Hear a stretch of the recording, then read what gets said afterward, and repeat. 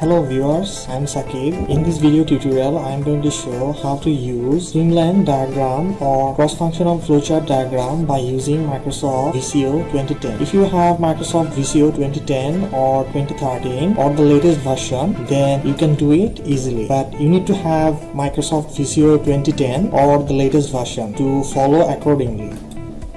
In this video, we are going to learn how to create your first Swimlane diagram or cross-functional flowchart diagram in Microsoft Visio 2010. Let's see what we are going to learn in this video tutorial. Actually, we are going to do three things. We are going to learn first what is Swimlane diagram, then or why we are using it, and I'm going to show a demo by which you will understand how to create a simple Swimlane diagram easily by using Microsoft Visio 2010. Okay, so what is a Swimlane diagram actually? Swimlane diagram is a sort of diagram that shows the relationship between the business process and the functional units. The functional units can be different types. It can be different type of departments, branches, sections, actors, or any other things responsible for that process. It focuses on the logical relationship of the value activities and can better show the responsibility for each. Or it can be defined like that: a workflow model shows a sequence of steps carried out by each participant in a process, including what is done, by whom, and in what sequence. Okay, so let's see how we are going to use it. Many process modeling methodologies utilize the concept of swim lanes as a mechanism to organize activities into separate visual categories in order to illustrate different functional capabilities or responsibilities, organizational roles actually. Commonly, it is being used in three different sections in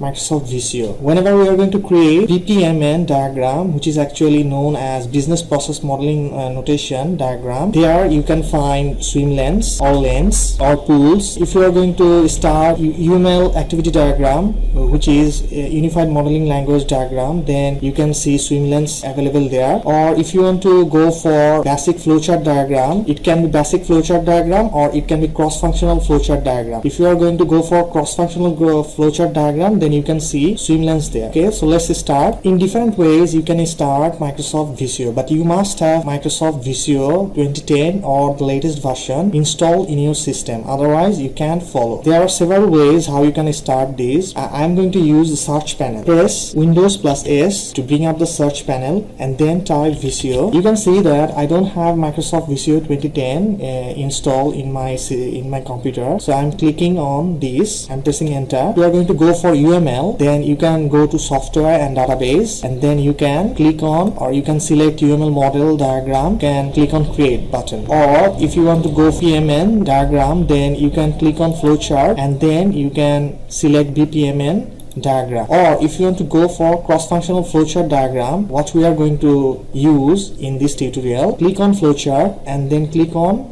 cross-functional flowchart. You can double click here to start instantly, or you can click on the create icon. So I'm clicking on the create icon right now. So those were the templates. You can choose different templates. You can choose flowchart templates. Different categories of flowchart templates are there, like BPMN diagram, cross-functional flowchart diagram, or basic functional flowchart shapes. In Microsoft Visio, actually there are two types of shapes. One-dimensional shapes and two-dimensional shapes are available there. If you are going to look at in this part, then you can see these are called stencils. So if you are going to click on basic flowchart shapes, then it is going to display its shapes, and if you are going to click on cross-functional flowchart shapes, then you will see which shapes are available there. Okay, so you can see when we have created a new cross-functional flowchart diagram, instantly actually it is showing something. So these are called swim lane. Here two functions are there. This is one function and this is its swim lane, and this is another function and it is its swim lane. So there are two swim lanes here, and there is a title. You see these are called the ribbon tabs: home tab, insert tab, design tab, and actually we are going to focus on cross-functional flowchart tab. So if you are going to click on cross-functional flowchart tab, you will see different associated groups are there. These are called ribbon groups: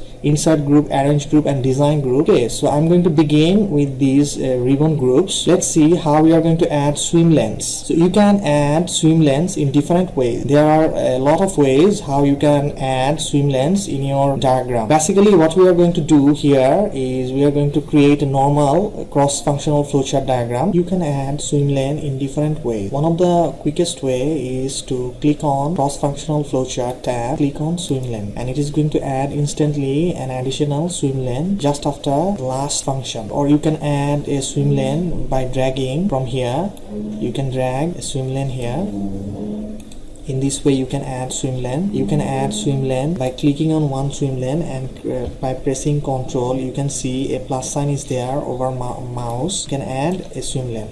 In this way you can add swim lanes. If you are going to add name like A, and then you can move the swim lane from one position to another. In this way you can move and rearrange your swim lanes, and you can delete swim lanes easily by selecting a swim lane and then pressing delete key from the keyboard. Okay, there are other ways you can add swim lanes. Another quickest way is to hold your mouse over the corner and you will see a green triangle. Click on the green triangle and it will add new swim lane. In this way you can add swim lane, you can rearrange swim lanes, and you can delete swim lanes easily. Next one is a separate. So we are deleting